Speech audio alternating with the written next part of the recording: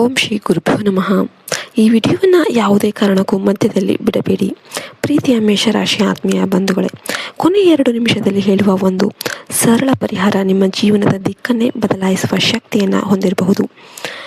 ಈ ತರಹ ಅನೇಕರು ತಮ್ಮ ಅನುಭವದಿಂದ ಹೇಳಿಕೊಂಡಿದ್ದಾರೆ. ವಿಶೇಷವಾಗಿ ಮೇಷರಾಶಿಯವರು ಮುಂದಿನ 5 ದಿನಗಳಲ್ಲಿ ಒಂದು ದೊಡ್ಡ ಅವಕಾಶದ ಬಾಗಿಲಿನ ಮುಂದೆ ನಿಲ್ಲಲಿದ್ದೀರಿ. ಆದರೆ ಆ ಅವಕಾಶ ನಿಮ್ಮ ಕೈಗೆ ಸಿಗುತ್ತದೆಯೋ ಅಥವಾ ಕೈ ತಪ್ಪುತ್ತದೆ ಎನ್ನುವುದು ನೀವು ಮಾಡುವ ಕೆಲವು ಸಣ್ಣ ತಪ್ಪುಗಳ ಮೇಲೆ ಅವಲಂಬಿತವಾಗಿದೆ. ಆದ್ದರಿಂದ ಈ ವಿಡಿಯೋವನ್ನು ಸಂಪೂರ್ಣವಾಗಿ ನೋಡಿ, ನಿಮ್ಮ ಅಭಿಪ್ರಾಯವನ್ನು ಕಮೆಂಟಲ್ಲಿ ತಿಳಿಸಿ ಹಾಗೂ ನಿಮ್ಮ ಕುಟುಂಬದ ಮೇಷರಾಶಿಯವರೊಂದಿಗೆ ತಪ್ಪದೇ ಶೇರ್ ಮಾಡಿ. ಮೇಷರಾಶಿಯವರೇ, ನಿಮ್ಮ ಬಗ್ಗೆ ಮೊದಲಿಗೆ ತಿಳಿದುಕೊಳ್ಬೇಕಾದ ಒಂದು ಪ್ರಮುಖ ವಿಷಯ ಇದೆ. ನಿಮ್ಮ ಯಶಸ್ಸನ್ನು ನೋಡಿ ಸಂತೋಷ ಪಡುವವರಿಗಿಂತ ಮೌನವಾಗಿ ಗಮನಿಸುವವರು ಹೆಚ್ಚು ಇದ್ದಾರೆ. ಅವರು ದೂರದ ಶತ್ರುಗಳಲ್ಲ, ನಿಮ್ಮ ಸುತ್ತಮುತ್ತಲೇ ಇರುವವರು. ಒಬ್ಬರು ನಿಮ್ಮ ನೆರೆಹೊರೆಯವರಾಗಿರ್ಬೋದು, ಮತ್ತೊಬ್ಬರು ನಿಮ್ಮೊಂದಿಗೆ ಕೆಲಸ ಮಾಡುವ ವ್ಯಕ್ತಿಯಾಗಿರ್ಬೋದು, ಇನ್ನೊಬ್ಬರು ನಿಮ್ಮ ಸಂಬಂಧಿಕರಲ್ಲಿಯೇ ಒಬ್ಬರಾಗಿರ್ಬೋದು. ಅವರು ಯಾವಾಗಲೂ ನಿಮ್ಮ ಕೆಲಸ, ನಿಮ್ಮ ಆದಾಯ, ನಿಮ್ಮ ಹೊಸ ಯೋಜನೆ, ನಿಮ್ಮ ಮುಂದಿನ ಹೆಜ್ಜೆ, ನಿಮ್ಮ ಪರಿಚಯಗಳ ಬಗ್ಗೆ ತಿಳಿದುಕೊಳ್ಳೋದಕ್ಕೆ ಪ್ರಯತ್ನ ಮಾಡ್ತಿರ್ತಾರೆ. ಅವರ ಪ್ರಶ್ನೆಗಳು ಸಾಮಾನ್ಯವಾಗಿ ಕಾಣಬಹುದು, ಆದರೆ ಪ್ರತಿಯೊಂದು ಪ್ರಶ್ನೆಯ ಹಿಂದೆ ಕುತೂಹಲ ಮಾತ್ರವಲ್ಲ, ಕೆಲವೊಂದು ಅಸೂಯೆ ಕೂಡ ಅಡಗಿರುತ್ತೆ.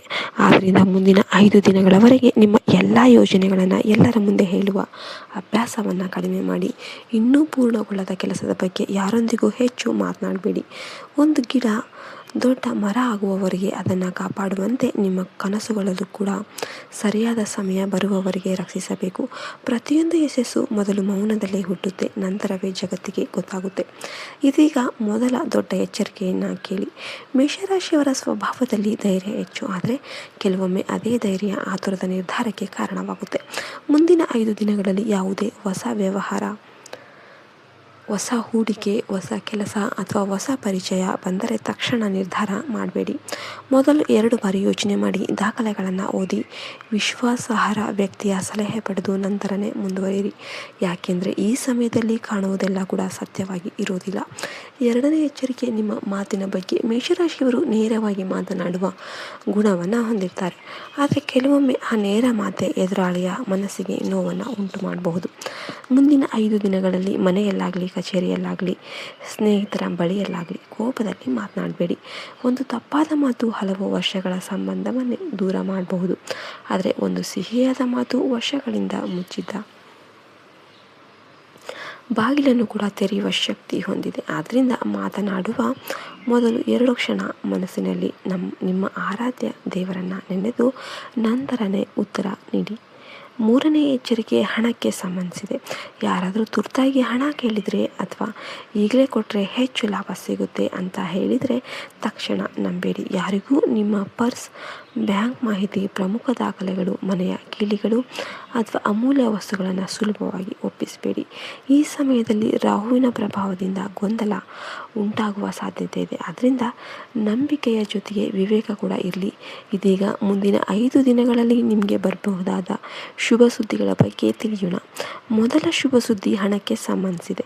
ಬಹಳ ದಿನಗಳಿಂದ ನಿಂತಿದ್ದ ಹಣ ಮರಳಿ ಬರಬಹುದು. ಬಾಕಿ ಪಾವತಿ ಕೈಗೆ ಸಿಗಬಹುದು. ಹೊಸ ಆದಾಯದ ಮೂಲ ಕಾಣಿಸ್ಬೋದು. ಹೊಸ ಗ್ರಾಹಕ, ಹೊಸ ಆರ್ಡರ್, ಹೊಸ ಕಮಿಷನ್ ಅಥವಾ ಅನಿರೀಕ್ಷಿತ ಆರ್ಥಿಕ ಅವಕಾಶ ನಿಮ್ಮ ಮುಂದೆ ಬರಬಹುದು. ಇದು ಒಂದು ದೊಡ್ಡ ಮೊತ್ತವಾಗಿರಬೇಕಂತೇನಿಲ್ಲ, ಆದರೆ ಮುಂದಿನ ದಿನಗಳಲ್ಲಿ ಹೆಚ್ಚಿನ ಆದಾಯಕ್ಕೆ ಕಾರಣವಾಗುವ ಆರಂಭ ಆಗಬಹುದು. 2ನೇ ಶುಭ ಸುದ್ದಿ ಉದ್ಯೋಗ ಮತ್ತು ವೃತ್ತಿಗೆ ಸಂಬಂಧಿಸಿದ್ದು. ನಿಮ್ಮ ಕೆಲಸವನ್ನು ಇದುವರೆಗೂ ಕೂಡ ಗಮನಿಸದೇ ಇರೋರು ಈಗ ನಿಮ್ಮ ಸಾಮರ್ಥ್ಯವನ್ನು ಗುರುತಿಸೋದಕ್ಕೆ ಆರಂಭಿಸ್ತಾರೆ. ನಿಮ್ಮ ಅಭಿಪ್ರಾಯಕ್ಕೆ ಬೆಲೆ ಹೆಚ್ಚಾಗುತ್ತೆ. ಹಿರಿಯರಿಂದ ಪ್ರಶಂಸೆ ಸಿಗಬಹುದು. ಹೊಸ ಜವಾಬ್ದಾರಿ ದೊರೆಯಬಹುದು. ವ್ಯವಹಾರದಲ್ಲಿರೋರಿಗೆ ಹೊಸ ಗ್ರಾಹಕರ ಸಂಪರ್ಕ ಉಂಟಾಗಬಹುದು.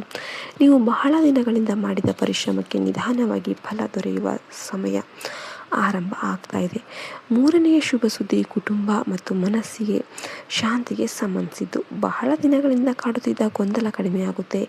ಯಾವ ನಿರ್ಧಾರ ತೆಗೆದುಕೊಳ್ಬೇಕು, ಯಾರಿಂದ ದೂರ ಇರಬೇಕು, ಯಾರನ್ನು ನಂಬಬೇಕು ಎಂಬ ಸ್ಪಷ್ಟತೆ ನಿಮಗೆ ಬರುತ್ತೆ. ಮನಸ್ಸು ಸ್ಥಿರವಾದಾಗ ಮಾತ್ರ ಅದೃಷ್ಟ ಕೂಡ ಸ್ಥಿರವಾಗಿರುತ್ತೆ ಎಂಬುದನ್ನು ನೆನಪಿಡಿ. ಈಗ ಈ ವಿಡಿಯೋದಲ್ಲಿನ ಅತ್ಯಂತ ಮುಖ್ಯ ವಿಷಯಕ್ಕೆ ಬರೋಣ.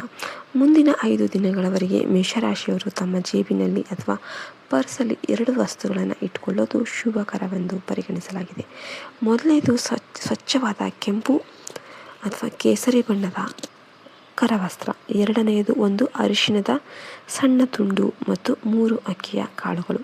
ಕೆಂಪು ಅಥವಾ ಕೇಸರಿ ಬಣ್ಣವು ಮಂಗಳನ ಶಕ್ತಿ, ಧೈರ್ಯ ಮತ್ತು ಆತ್ಮವಿಶ್ವಾಸವನ್ನು ಸೂಚಿಸುತ್ತೆ. ಅರಿಶಿಣವು ಗುರುಗ್ರಹದ ಆಶೀರ್ವಾದ, ಶುಭ ಮತ್ತು ಸಮೃದ್ಧಿಯ ಸಂಕೇತ ಆಗಿದೆ. ಅಕ್ಕಿಯ ಕಾಳುಗಳು ಸ್ಥಿರತೆ ಹಾಗೂ ಲಕ್ಷ್ಮೀ ಕೃಪೆಯನ್ನು ಪ್ರತಿನಿಧಿಸುತ್ತೆ. ಇದನ್ನು ಇಡುವ ವಿಧಾನವು ಬಹಳ ಮುಖ್ಯ. ನಾಳೆ ಬೆಳಿಗ್ಗೆ ಸ್ನಾನ ಮಾಡಿದ ನಂತರ ಸ್ವಚ್ಛವಾದ ಸ್ಥಳದಲ್ಲಿ ಕುಳಿತು ಆ ಕರವಸ್ತ್ರವನ್ನು ನಿಮ್ಮ 2 ಕೈಗಳಲ್ಲಿ ಹಿಡಿರಿ.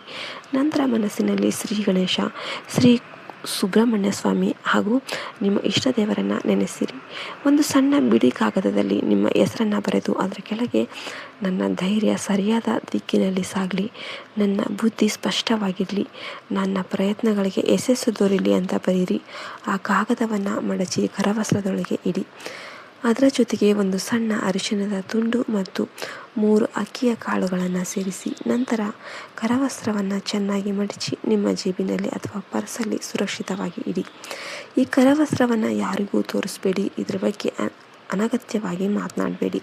ಇದು ನಿಮ್ಮ ನಂಬಿಕೆ ಮತ್ತು ನಿಮ್ಮ ಆರಾಧ್ಯ ದೇವರ ನಡುವಿನ ಒಂದು ಸಂಕೇತ ಅಂತ ಭಾವಿಸಿ. ಪ್ರತಿದಿನ ಮನೆಯಿಂದ ಹೊರಡುವ ಮುನ್ನ ಆ ಕರವಸ್ತ್ರವನ್ನು ಸೌಮ್ಯವಾಗಿ ಸ್ಪರ್ಶಿಸಿ ಮನಸ್ಸಿನಲ್ಲಿ ನನ್ನ ದಾರಿ ಶುಭವಾಗಲಿ, ನನ್ನ ಮಾತಿಗೆ ಗೌರವ ಬರಲಿ, ನನ್ನ ಪರಿಶ್ರಮಕ್ಕೆ ಫಲ ಸಿಗಲಿ, ನನ್ನ ಅದೃಷ್ಟ ನನ್ನೊಂದಿಗೆ ಇರಲಿ ಎಂದು ಪ್ರಾರ್ಥನೆ ಮಾಡಿ. ಇದು ಕೇವಲ ಒಂದು ಆಚರಣೆ ಅಲ್ಲ, ಪ್ರತಿದಿನ ನಿಮ್ಮ ಮನಸ್ಸಿಗೆ ನೀಡುವ ಒಂದು ಪಾಸಿಟಿವ್ ಸೂಚನೆ. ಮನಸ್ಸು ಬದಲಾಯಿತು ಅಂದರೆ ಆಲೋಚನೆ ಬದಲಾಗುತ್ತೆ, ಆಲೋಚನೆ ಬದಲಾಗಿದ್ದರೆ ನಿರ್ಧಾರಗಳು ಬದಲಾಗುತ್ತೆ, ನಿರ್ಧಾರಗಳು ಬದಲಾಗಿದ್ದರೆ ಜೀವನದ ದಿಕ್ಕೇ ಬದಲಾಗುತ್ತೆ. ಮುಂದಿನ 5 ದಿನಗಳವರೆಗೆ ಈ ಸರಳ ಪರಿಹಾರವನ್ನು ಭಕ್ತಿಯಿಂದ ಅನುಸರಿಸಿ. 5ನೇ ದಿನ ಅರಿಶಿಣವನ್ನು ತುಳಸಿ ಹಾಗೂ ಯಾವುದೇ ಶುಭ ಸಸ್ಯದ ಬುಡದಲ್ಲಿ ಇಡಿ. ಅಕ್ಕಿಯ ಕಾಳುಗಳನ್ನು ಪಕ್ಷಿಗಳಿಗೆ ಹಾಕಿ ಕರವಸ್ತ್ರವನ್ನು ತೊಳೆದು ಮತ್ತೆ ಬಳಸಬಹುದು. ಫ್ರೆಂಡ್ಸ್, ನಂಬಿಕೆ ಜೊತೆಗೆ ಪರಿಶ್ರಮ ಇದ್ದಾಗ ಮಾತ್ರ ಅದೃಷ್ಟ ಕೂಡ ಜೊತೆಗಿರುತ್ತೆ. ಈ 5 ದಿನಗಳು ಮೇಷರಾಶಿಯವರಿಗೆ ಹೊಸ ಆರಂಭದ ಸಂಕೇತ ಆಗಬಹುದು. ಆದ್ದರಿಂದ ಆತುರ ಬೇಡ, ಅಹಂಕಾರ ಬೇಡ, ಮೌನವಾಗಿ ನಿಮ್ಮ ಗುರಿಯತ್ತ ಸಾಗಿರಿ. ದೇವರ ಆಶೀರ್ವಾದ ಮತ್ತು ನಿಮ್ಮ ಪರಿಶ್ರಮ ಒಂದಾದರೆ ಯಶಸ್ಸು ನಿಮ್ಮನ್ನು ಹುಡುಕಿಕೊಂಡು ಬರುತ್ತೆ. ಎಲ್ಲರೂ ಕೂಡ ವಿಡಿಯೋಗೆ ಲೈಕ್ ಮಾಡಿ, ನಿಮ್ಮ ಮನೆ ದೇವರ ಹೆಸರನ್ನು ಕಮೆಂಟ್ ಮಾಡಿ.